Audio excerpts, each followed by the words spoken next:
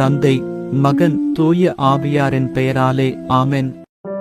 பரீட்சைக்கு ஆயத்தப்படும்போது செய்ய வேண்டிய ஜெபம். அன்புள்ள பரலோக தகப்பனே, நீர் மிகுந்த இரக்கமுள்ளவர் என்பதையும் உம்மை தேடி வருகிற எவரையும் நீர் புறம்பே தள்ளுவதில்லை, யோவா 6:37 வரை என்ற அருள் வாக்கையும் நம்பி உம்மிடம் வந்து மன்றாடுகிறேன்.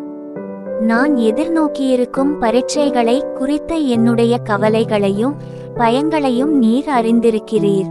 எனவே என் இருதயத்தையும் ஆத்துமாவையும் உம்முடைய தெய்வீக பிரசன்னத்தினால் நிரப்பி என் வாழ்க்கையின் தேவனாய் இரும்.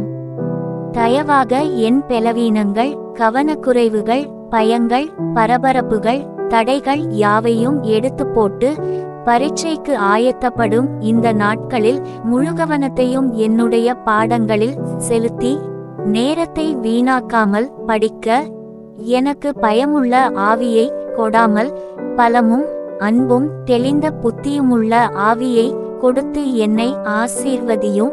2 தீமோ 1:7 வரை.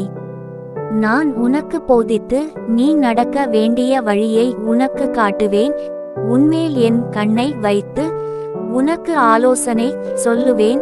சங்கீதம் 32:8 வரை என்றபடி எந்த பாடத்தை எப்படி படிக்க வேண்டும் என்று எனக்கு கற்றுத்தாரும்.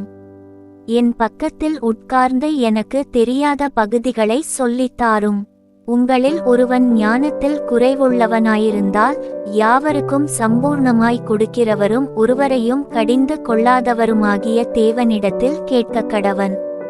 அப்பொழுது அவனுக்கு கொடுக்கப்படும். யாக் 1-5 வரை என்ற வசனத்தின்படி தெய்வீக ஞானத்தையும் ஞாபக்தியையும் எனக்கு தாரும்.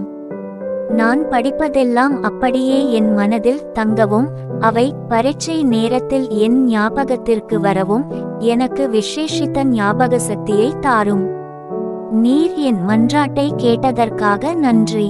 இந்த ஜெபத்தை ஆண்டவரும் இரட்சகருமாகிய இயேசு கிறிஸ்துவின் ஈடு இணையற்ற நாமத்தில் ஏறெடுக்கிறேன் எங்கள் நல்ல பிதாவே.